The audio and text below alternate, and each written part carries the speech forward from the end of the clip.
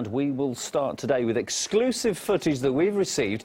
It shows the Turkish military operation against the Kurds.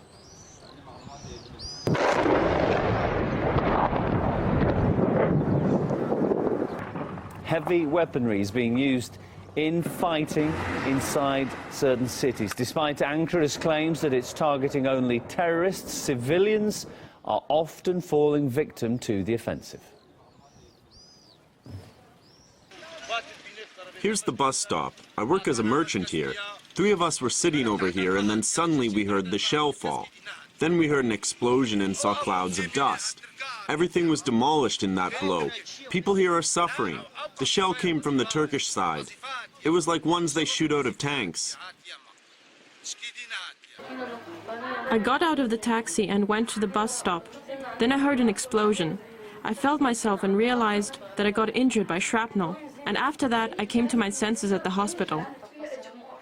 Well, those were injured locals from the Syrian city of Qamishli. That's been hit by Turkish fire directed at the city of Nusaybin. And that's where Ankara claims it's performing its anti-terror operation. And if you take a look at our map here, you can see just how close these two cities are located to each other. We heard from a journalist from the Syrian city who told us how often Ankara violates the sovereignty of the bordering state.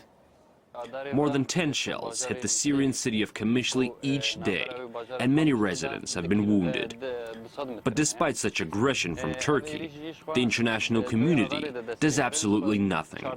The international media keeps silent about this. As journalists, we started an effort to capture the aggressive actions of the Turkish government, as well as to hand the documented proof of such actions to the mass media, since Turkey commits atrocities against civilians in Kurdish towns, like Nusaybin, and obviously doesn't want this information to be leaked. You know, there are still countries and there's still something called sovereignty. There's something called the United Nations.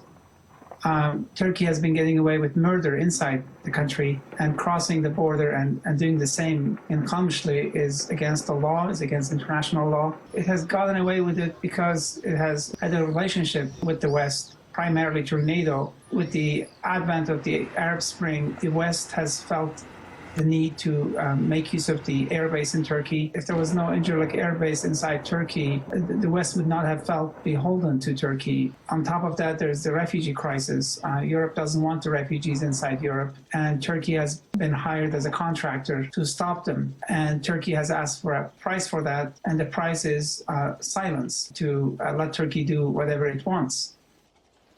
Well, we've sent a request to the Turkish Ministry of Foreign Affairs for comment about the alleged Syrian border violations, but we've received no response as yet. However, previously the Turkish president had said that borders are not an obstacle for his country when it comes to fighting terrorism. When it comes to fighting threats, Turkey holds the right to conduct any operation it sees necessary in Syria or any soil that breeds terrorism. No one can restrict our right to self-defense, nor prevent us from exercising it.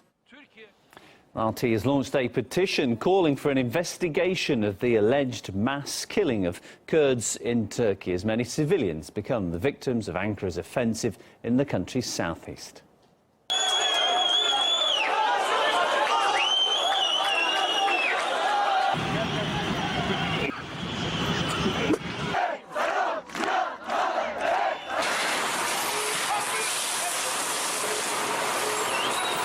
Women and children lived here. Erdogan killed all of them with heavy artillery. He destroyed this home. They claim they're fighting terrorists, but where are the terrorists? All of the victims were civilians. 3, 4, maybe 500 people were killed.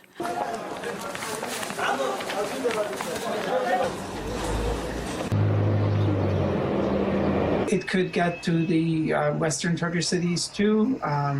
We're talking about 20 million Kurds inside Turkey. 1 out of 4 people in Turkey is a Kurd. And, you know, when you hurt Kurds, let's say in Nusaybin, and they have relatives, let's say in Izmir, in Istanbul, in Antalya, they're not going to feel at peace, if you will.